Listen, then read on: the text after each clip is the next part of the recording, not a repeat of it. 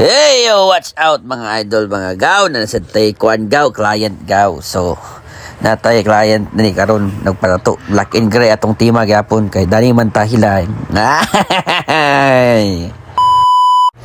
Warike! So mao ni mga gaw, mga idol, ang atong tirada karon ay black and gray realism na kwan. Clark og Rose. Wagay, Clark og Rose. So, mo na siya gaw. Fast forward ta, time lapse atong tirada kay di magsilbing mag-video ta. 8 ka oras na atong kinugkura. Medyo baga-baga og kwan. Bagtak si Busing. So, pasensya kay mo mga idol kay di na ako magkakwan og mga yun sana ako ni pagtrabaho basta kay gituman rin ako ang akong dagan sa kong una-una.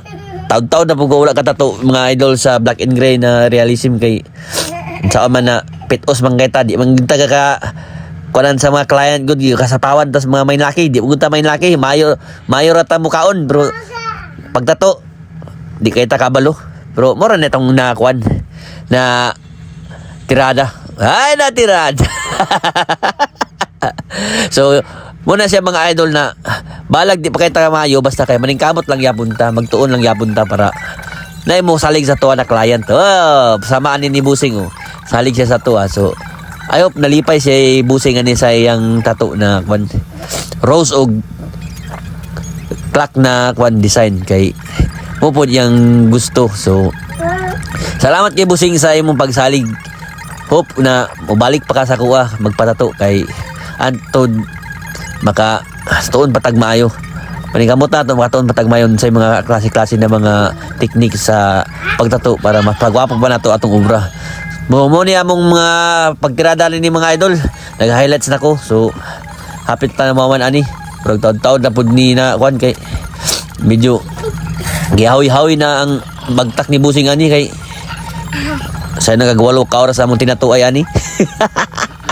So, hapit na gid ni uman ang among pagtiradaan ni mga idol.